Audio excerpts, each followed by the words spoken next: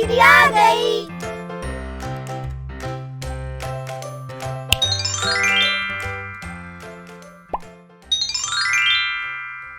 महत्तम समापवर्तक ट्रिक्स। इस वीडियो में हम सीखेंगे महत्तम समापवर्तक निकालने की ट्रिक्स, क्रमागत संख्याओं का महत्तम समापवर्तक, सम विषम संख्याओं का महत्तम समापवर्तक।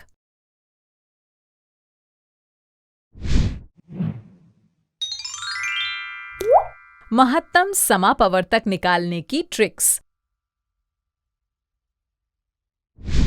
बच्चों, आप म स निकालना तो जानते ही हैं, तो क्या आप 33 और 46 का महत्तम समापवर्तक निकाल सकते हैं? हाँ, इसके लिए सबसे पहले हम 33 और 46 के अभाज्य गुणनखंड लिख लेते हैं। तो 33 को सबसे पहले 3 से भाग करते हैं, तो भागफल मिला 11। और अब 11 को 11 से भाग किया तो भागफल मिला 1, यानी 33 के अभाज्य गुणनखंड हुए 3 और 11। और इसी तरह 46 के अभाज्य गुणनखंड हुए 2 और 23। अब इन संख्याओं के उभयनिष्ठ अभाज्य गुणनखंड निकाल लेते हैं। यहाँ तो कोई उभयनिष्ठ अभाज्य गुणनखंड नहीं है।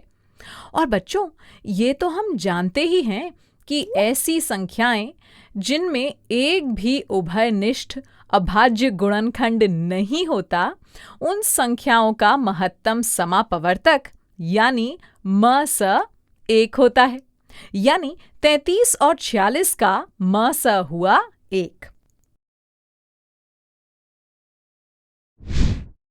आइए अब भाग विधि से 18 और 72 का महत्तम समापवर्तक निकालें।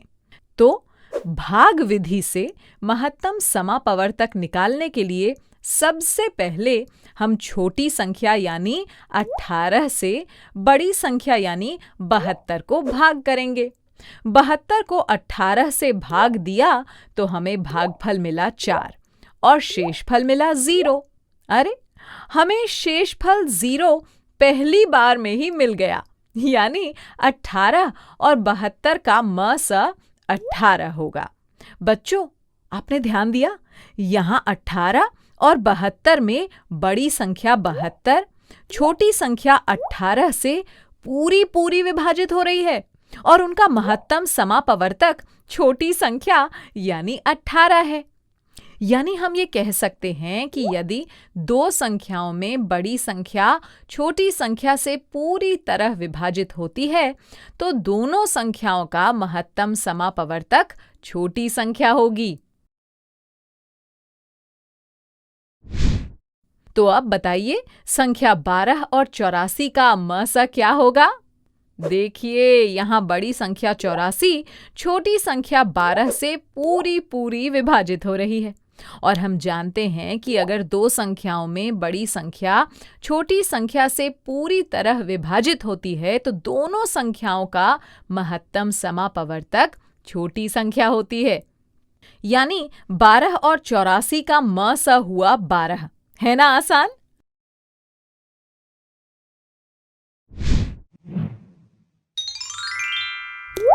क्रमागत संख्याओं का महत्तम समापवर्तक।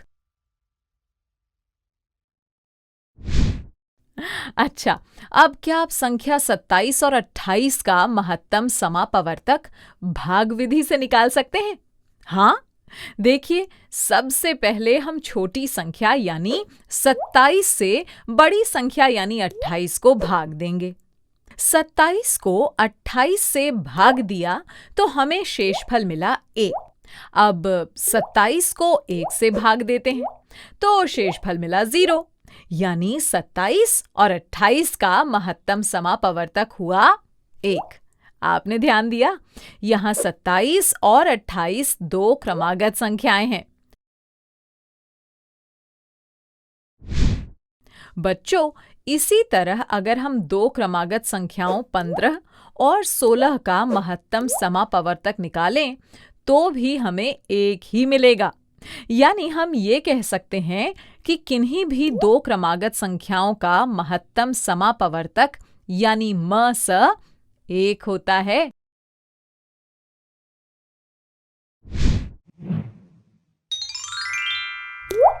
सम विषम संख्याओं का महत्तम समापवर्तक। अच्छा, अब आप 24 और 32 का मस निकालिए।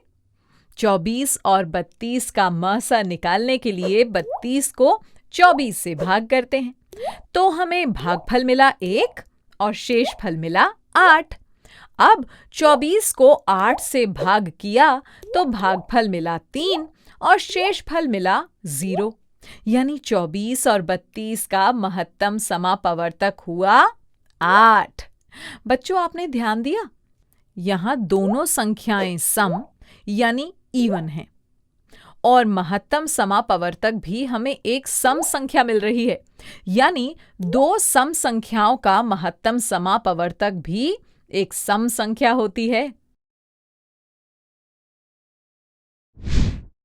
अब क्या आप 24 और 26 का मस भाग विधि से निकाल सकते हैं? 24 और 26 का मस भाग विधि से निकालने के लिए 26 को 24 से भाग देंगे। तो 26 को 24 से भाग दिया तो भागफल मिला 1 और शेषफल मिला 2। अब 24 को 2 से भाग किया तो भागफल मिला 12 और शेषफल मिला 0। यानी 24 और 26 का मस हुआ 2।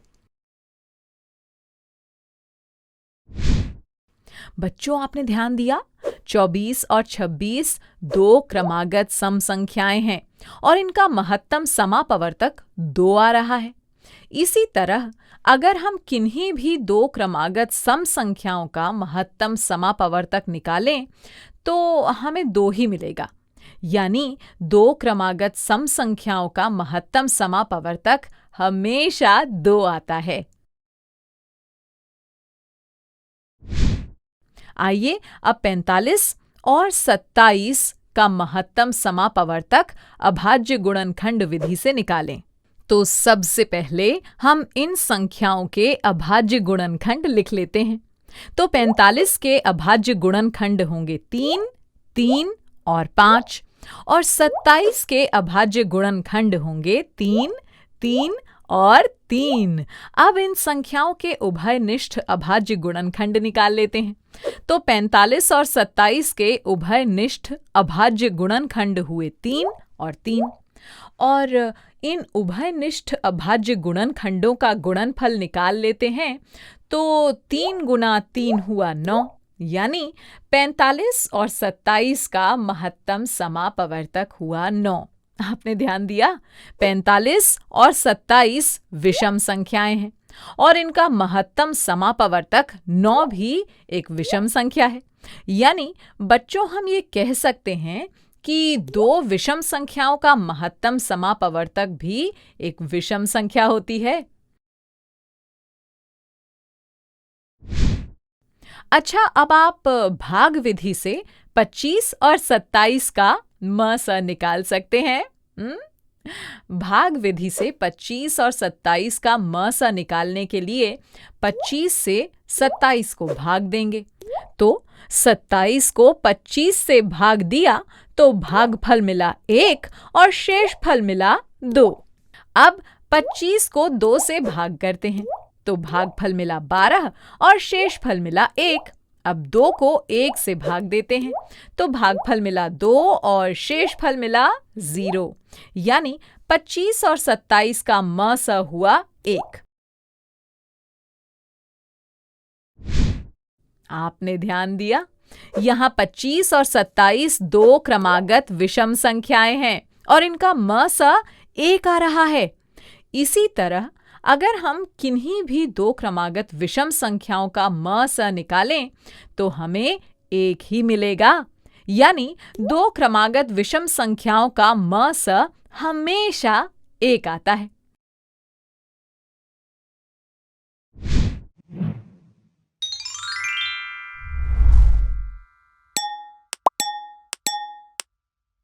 चलिए अब मैं आपसे कुछ सवाल पूछ लेती हूँ।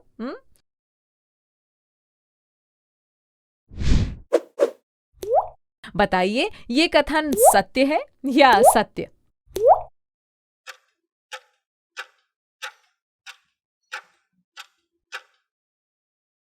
हाँ, ये कथन सत्य है। अगर दो संख्याओं में बड़ी संख्या छोटी संख्या से पूरी तरह विभाजित होती है, तो दोनों संख्याओं का म स छोटी संख्या होती है।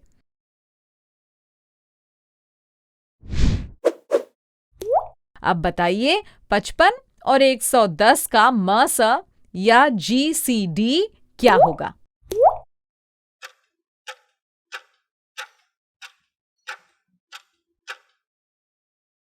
हाँ, 55, क्योंकि 55 110 को पूरा पूरा विभाजित करता है।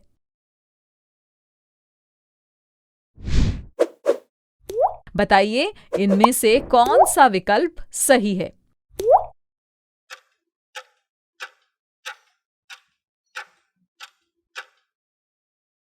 विकल्प बी सही है। दो सम संख्याओं का म स भी एक सम संख्या होती है।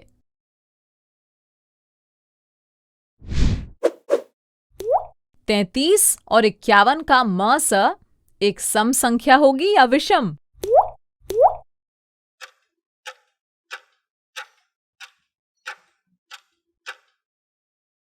बिल्कुल सही, विषम, क्योंकि दो विषम संख्याओं का म स भी एक विषम संख्या होती है।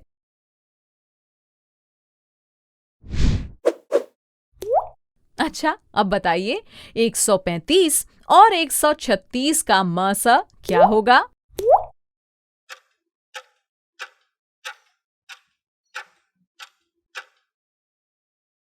शाबाश, एक होगा ना?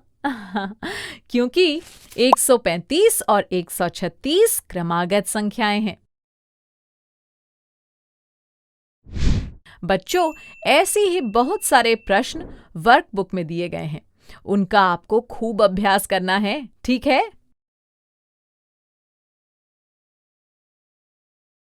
बच्चों, अब मैं जाती हूँ, कल फिर मिलने आती हूँ। इंग्लिश में अब होंगी बातें, मैथ सीखेंगे हंसते गाते। आपको ये वीडियो देखकर मजा आया ना? अगर आप इस वीडियो से संबंधित अन्य संसाधन जैसे कि अन्य वीडियो, गतिविधियां, क्विज इत्यादि देखना चाहते हैं, तो अभी डाउनलोड करें संपर्क स्मार्ट शाला मोबाइल एप्लीकेशन। और हाँ, अगर आपको ये वीडियो अच्छा लगा हो तो इसे जरूर लाइक करें। और भी नए नए वीडियोस देखने के लिए सब्सक्राइब बटन पर क्लिक करना न भूलें। मिलते हैं बहुत जल्द YouTube और संपर्क स्मार्ट शाला ऐप पर।